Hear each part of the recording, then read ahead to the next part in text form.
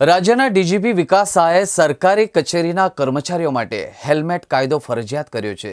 ડીજીપીના પરિપત્ર મુજબ 11મી ફેબ્રુઆરીથી તમામ સરકારી કચેરીમાં હેલ્મેટ વગર વાહન ચલાવનાર કર્મચારીઓ સામે પગલાં લેવામાં આવશે।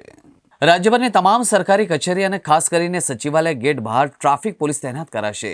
ડીજીપીના આદેશ મુજબ સરકારી કચેરીમાં આવતા તમામ સરકારી કર્મચારી તેમજ ટુ વ્હીલરમાં આવતા બંને વ્યક્તિઓને ફરજિયાતપણે હેલ્મેટ પહેરવાનું રહેશે।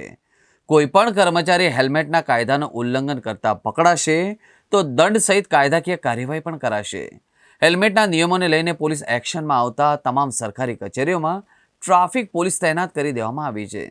રાજ્યની તમામ સરકારી કચેરીમાં કર્મચારીઓ માટે આજે 11મી ફેબ્રુઆરી રોજથી હેલ્મેટ ફરજિયાત પહેરવા માટેનો હુકમ કરવામાં આવ્યો છે। જેના પગલે આજથી વડોદરા શહેરમાં આવેલી સરકારી કચેરી જેવી કે પોલીસ ભવન, નર્મદા ભવન, કોઠી કચેરી, કુબેર ભવન, સિટી સર્વે, ખંડેરાવ માર્કેટ સહિતના વિવિધ કચેરીઓમાં નોકરી પર ટુ વ્હીલર આવતા કર્મચારીને હેલ્મેટ પહેરવાનું ફરજિયાત કરવામાં આવ્યું છે।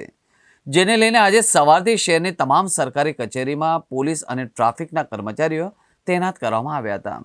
જેથી જો કોઈ સરકારી કર્મચારીઓ હેલ્મેટ પહેર્યા વિના કચેરી પર આવશે તો તેની સામે કાયદેસરની કાર્યવાહી કરવામાં આવશે। પ્રજા માટે જો કામ કરવું હોય તો આવી રીતના કરવું પડશે અને પહેલા આપણે પહેરીશું પછી પ્રજા પહેરશે, એવું થોડું ચાલે। આપ ક્યાં ફરજ બજાવો છો? હું ક્યાંય ફરજ નથી બજાવતો, હું સામાન્ય નાગરિક છું, પણ હું આ કર્મચારીઓને જે એને ઓર્ડર કર્યો છે ને એ જ ખોટો છે। રાત્રે અને સવારમાં જેમ અમદાવાદમાં એને થોડી જાણ તો હોવી જોઈએ ને, પેપરમાં આવે, મીડિયામાં આવે। આપણા કામગીરી સામે શું કેવું છે? આ વાંધો છે। શું વાંધો છે? આ વાંધો છે। રાત્રે કોણ સવારે હેલ્મેટ પહેરીને આવો એવું ના ચાલે। બધાને ના ખબર હોય આ ભારત દેશ છે, કાંઈ 2-4 જણાનો નાગરિકનો દેશ નથી, કરોડોની જનતા છે, બરાબર। હાઈકોર્ટ એવું કહી દે સવારે હેલ્મેટ પહેરીને આવજે, એનો લેટર અહીંયા આ લોકોની ઓફિસમાં આવ્યો છે। સરકારી કર્મચારીઓને ખબર જ નથી, એવું કશું કોઈને ખબર જ નથી। પરિપત્ર તો આવી ગયો હોય ને, પણ પરિપત્ર તો હવે હું તમને શું કહું, પરિપત્ર તો આ ડિમોલેશન કરવાનો આવ્યો, તોડે છે, બરાબર।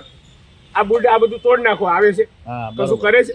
પરિપત્ર તો બધા બહુ આવે, પરિપત્ર રોજ બહાર પાડે છે આ સરકાર।